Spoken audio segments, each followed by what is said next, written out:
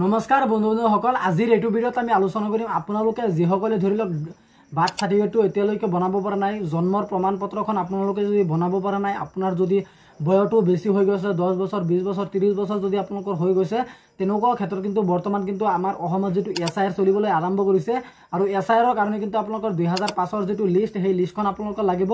যদি আপোনালোকে সেই লিষ্টখন মানে এতিয়ালৈকে ডাউনলোড কৰিব পৰা নাই, গোটেই অসমৰ মানে লিষ্টখন মোৰ ভিডিঅ' ডেসক্ৰিপশ্যনত চাব, লিংক আছে, আপোনালোকে গৈ পিনে ডাইৰেক্ট ডাউনলোড কৰিব পাৰিব।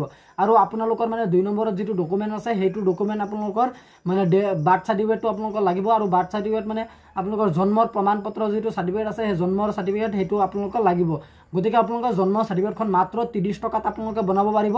আপোনালোকে কাৰোবাক 1000 2000 3000 টকা আপোনালোকক দিব নালাগে, দালাল বিলাকক পইচা দিব নালাগে। গতিকে আপোনালোকে আপোনালোকৰ নিজৰ মোবাইলতে আপুনি ঘৰতে বহি 30 টকাত মাত্ৰ আপুনি মানে আপোনাৰ যেটো জন্মৰ সাৰ্টিফিকেট আছে, পলম হোৱা সাৰ্টিফিকেট অৰ্থাৎ দেৰি হোৱা সাৰ্টিফিকেট আপুনি নিজে ঘৰতে বহি আপোনালোকে বনাব পাৰিব।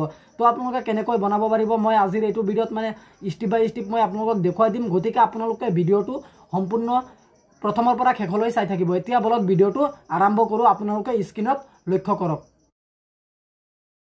আপোনালোকে জন্মৰ প্ৰমাণ পত্ৰখন আপোনালোকে মানে অনলাইনত বনোৱাৰ কাৰণে আপোনালোকৰ প্ৰথমতে সেৱা সেতু যেটো অফিচিয়েল ৱেবছাইট আছে, আপোনালোকৰ সেৱা সেতু অফিচিয়েল ৱেবছাইটত আহিব লাগিব। আপোনালোকৰ সুবিধাৰ কাৰণে মই লিংকটো ভিডিঅ' ডেসক্ৰিপশ্যনত দি দিম, আপোনালোকে তাতে ক্লিক কৰি এইটো ৱেবছাইটত আহিব লাগিব। এইটো ৱেবছাইটত অহাৰ লগে লগে কিন্তু আপোনালোকৰ যদি আগৰে পৰা মানে একাউণ্ট বনোৱা আছে, তেনেকুৱা ক্ষেত্ৰত কিন্তু আপোনালোকে লগইন কৰিব লাগিব। আৰু যদি আপোনালোকৰ মানে আগতে একাউণ্ট আপোনালোকৰ বনোৱা নাই, তেনেকুৱা ক্ষেত্ৰত কিন্তু আপোনালোকৰ মানে মোবাইল নম্বৰ আৰু এখন পাছপোৰ্ট দি কিন্তু আপোনালোকৰ ইয়াত ৰেজিষ্ট্ৰেশ্যন কৰিব লাগিব। যিসকলে আপোনালোকে নতুনকৈ আছে সেইসকলে ৰেজিষ্ট্ৰেশ্যন কৰিব লাগিব, অকল মোবাইল নম্বৰ আৰু এটা পাছপোৰ্ট দিয়ে, আৰু তাৰ পিছত আপোনালোকে লগইন কৰিব পাৰিব। গতিকে মই প্ৰথমতে আপোনালোকক লগইন কৰি দেখুৱাই দিছোঁ যে আপোনালোকৰ মানে কি মানে আপোনালোকৰ লাগিব। তাৰ পিছত কিন্তু আপোনালোকে তলফালে চাব সিটিজেন বুলি লিখা থাকিব, আৰু আপোনালোকে মানে যেটো ধৰি লওক আপোনালোকে মোবাইল নম্বৰ বা পাছপোৰ্ট বা আধাৰ কাৰ্ড বা ইউজাৰ নেম দি আপোনালোকে যদি হেৰি কৰিছে, তেনেকুৱা ক্ষেত্ৰত কিন্তু মই ইউজাৰ নেম দি হেৰি কৰিছিলোঁ। গতিকে মই নিজে মানে মোৰটো মই হেৰি কৰি ল'ম, লগইন কৰি ল'ম। আপোনালোকে তলত চাব টিক চিন এটা আছে, আপোনালোকে মানে ৰেজিষ্ট্ৰেশ্যন কৰি নতুনসকলে মানে তাৰ পিছত আহি লগইন কৰি ল'ব। আৰু যিসকলে মানে আগৰ পৰা আপোনালোকে একাউণ্টখন বনোৱা আছে, আপোনালোকে লগইন কৰি ল'ব। আৰু ইয়াত কিন্তু আপোনালোকে এখন টিক চিন লগাই দিব লাগিব, নহ'লে চাইন ইন নহয়। তাৰ পিছত কিন্তু আপোনালোকে চাইন ইনত এটা ক্লিক কৰিব, ইয়াত এখন ক্লিক কৰিব। যেতিয়া আপোনালোকে ইয়াত এটা ক্লিক কৰিব, তেতিয়া কিন্তু আপোনালোকৰ ৱেবছাইটটো অলপ লোডিং হ'ব, প্ৰচেছিং ৰিকুৱেষ্ট বুলি আহিব।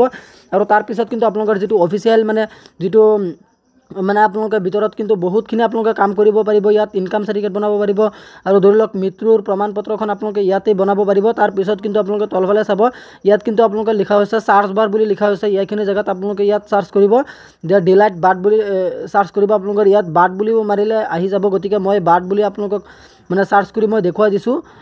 বাৰ্থ বুলি মাৰাৰ লগে লগে আপোনালোকে ইয়াত চাব যে ইয়াত লিখা হৈছে permission for delayed birth registration. গতিকে আপোনালোকে চিম্পলি ইয়াত এটা ক্লিক কৰিব, কাৰণ পলম হোৱা সাৰ্টিফিকেটৰ কাৰণে আমি এপ্লাই কৰিবলৈ আহিছোঁ। আৰু আপোনালোকে সেই সাৰ্টিফিকেটৰ কাৰণে এপ্লাই কৰিবলৈ হ'লে প্ৰথমতে আপোনালোকে এপ্লাই নাওত মাৰিব লাগিব। আৰু যেতিয়া আপোনালোকে এপ্লাই নাওত মাৰিব, তেতিয়া কিন্তু আপোনালোকৰ সন্মুখত ডাইৰেক্টলি এইটো পেজলৈ আপোনালোকক আহি যাব। ইয়াত কিন্তু আপোনালোকৰ গোটেইখিনি তথ্যখন দিয়া হৈ আছে, আপোনালোকক কিমান টকা মানে আপোনালোকৰ খৰচ হ'ব। মুঠ আপোনালোকৰ ইয়াত চাৰ্জটো লিখা হৈ আছে মাত্ৰ 2 নম্বৰত চাব, ইয়াত ছাৰ্ভিচ চাৰ্জ মাত্ৰ 30 টকা বুলি দিয়া হৈছে। আৰু কিয় 30 টকাত দিয়া হৈছে, এইটো কিন্তু এক কথাত ক'বলৈ গ'লে এইটো ফ্ৰী আছিলে, কিন্তু এতিয়া মানে আপোনালোকৰ মানে জেৰক্স কৰিব লাগে বা স্থায়ী মাচুল কিন্তু আপোনালোকৰ ইয়াত নাই। স্থায়ী মাচুল মানে যেটো আছে সেইটো নাই। আপোনালোকৰ সেৱা মাচুল মাত্ৰ আপোনালোকৰ 30 টকা দিব লাগে। আৰু আপোনালোকৰ মানে যেটো প্ৰিণ্টিং মানে আপোনালোকৰ জেৰক্স কৰিব লাগে 10 টকা, আৰু কিবা আপোনালোকৰ 30 টকা হৈছে। গতিকে আপোনালোকে এপ্লাই কৰিবলৈ হ'লে প্ৰথমতে তলফালে স্ক্ৰল ডাউন কৰিব, আৰু আপোনালোকৰ যিবিলাকত মানে ইয়াত চাব, প্ৰথমতে আপোনালোকৰ দিয়া হৈছে এপ্লিকেশ্যন ডিটেইলছ, আবেদনকাৰী তথ্যটো আপোনালোকে দিব লাগিব। এপ্লিকেশ্যনৰ নামটো আপোনালোকে এইখিনি জেগাত দিব, এপ্লিকেশ্যন জেণ্ডাৰটো দিব, মেল হয় নে ফিমেল হয় এইটো দিব, মোবাইল নাম্বাৰটো এইখিনি জেগাত শ্ব' কৰিব। তাৰপিছত কিন্তু ইমেইল আইডিখন ইয়াত দিব। আৰু নৱজাতকৰ সম্বন্ধ আপোনালোকৰ কি হয়, ৰিলেশ্যন উইথ মানে আপোনালোকৰ বৰ্তমানৰ মানে আপুনি যে এপ্লাই কৰি আছে তাইৰ মানে আপুনি যদি নিজৰ কাৰণে এপ্লাই কৰি আছে, তেনেকুৱা ক্ষেত্ৰত কিন্তু আপোনালোকে মানে একো মানে আপোনালোকৰ চিলেক্ট কৰিব নালাগে এইটো। তাৰপিছত কিন্তু আপোনালোকে আদাৰ্ছ বুলি মাৰিলে হয়, আৰু আপুনি যাৰ কাৰণে মানে এপ্লাই কৰিব তাইৰ নামটো আপোনালোকে চিধা ডাইৰেক্ট বহুৱাই দিব লাগিব। আৰু তলফালে ইয়াত চাব যে আপোনালোকৰ পেন কাৰ্ডৰ নাম্বাৰখন ইয়াত লিখিব লাগিব। আৰু তলফালে ইয়াত চাব আপোনালোকৰ 2 নম্বৰত আছে আপোনালোকৰ নৱজাতকৰ বিৱৰণ, নৱজাতকৰ বিৱৰণটো আপোনালোকৰ দিব লাগিব। আৰু যাৰ কাৰণে এপ্লাই কৰি আছে তাৰ নামটো ইয়াত দিব, ডেট অফ বাৰ্থটো ইয়াত দিব, মানে সেইটো ডেট অফ বাৰ্থ দিব যিটো ডেট অফ বাৰ্থ নেকি তেওঁৰ পেন কাৰ্ডত আছে বা আধাৰ কাৰ্ডত আছে, সেইটো আপোনালোকে দিব। আৰু আপোনালোকে ইয়াত ভুল নকৰিব, ইয়াত চাব যে আপোনালোকৰ তেওঁৰ মানে যাৰ কাৰণে আপুনি এপ্লাই কৰি আছে তেওঁৰ মানে এই লিংগটো দিব, তেওঁ ফিমেল হয় নে মেল হয়। ফিমেল হ'লে আপোনালোকে মহিলা দিব আৰু মেল হ'লে আপোনালোকে ল'ৰা মানুহ দিব। তাৰপিছত তেওঁৰ ফাদাৰ্ছ নেমটো ইয়াত দিব। তাৰপিছত আপোনালোকে তলফালে চাব ইয়াত মাদাৰ্ছ নেমটো দিব। তাৰপিছত ডেট অফ বাৰ্থটো তেওঁৰ মানে জন্ম কেতিয়া মানে কোন চনত হৈছিল সেইটো আপোনালোকে দিব লাগিব।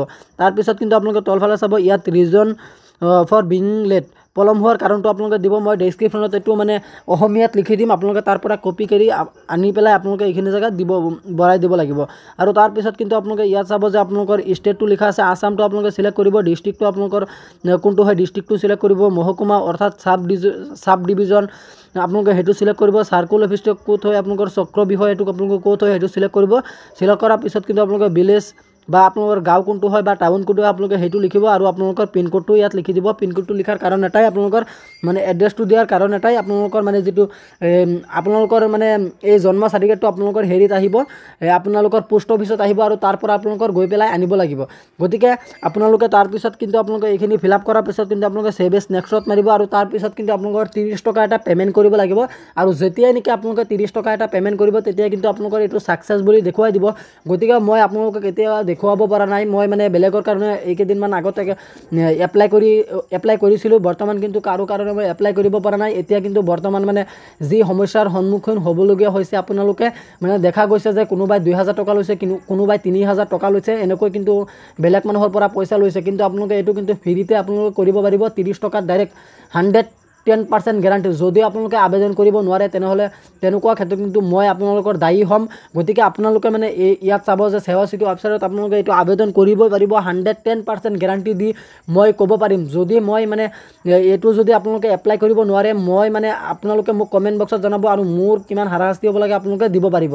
গতিকে আপোনালোকে ইয়াত মানে অলপ শুদ্ধকৈ আপোনালোকে এইটো ৱেবছাইটত আপোনালোকে মানে নাম চাম আপোনালোকে ডেট অফ বাৰ্থটো আপোনালোকে ভালদৰে ভৰাব আৰু 30 টকা এটা পে'মেণ্ট কৰিব, তেতিয়া কিন্তু আপোনালোকৰ এইটো হৈ যাব। গতিকে আজি ইমানখিনি আছিলে আপোনালোকক দিবলগীয়া ইনফৰমেশ্যন। আশা কৰিছোঁ ভিডিঅ'টো চাই ভাল পালে। যদি ভিডিঅ'টো চাই ভাল পালে তেন্তে ভিডিঅ'টোত এটা লাইক কৰি দিব। আৰু আপুনি যদি আমাৰ চেনেলত নতুন আছে প্লিজ আমাৰ চেনেলটো ছাবস্ক্ৰাইব কৰিবলৈ নাপাহৰিব। ধন্যবাদ থাকিল সকলোলৈ। জয় আই অসম।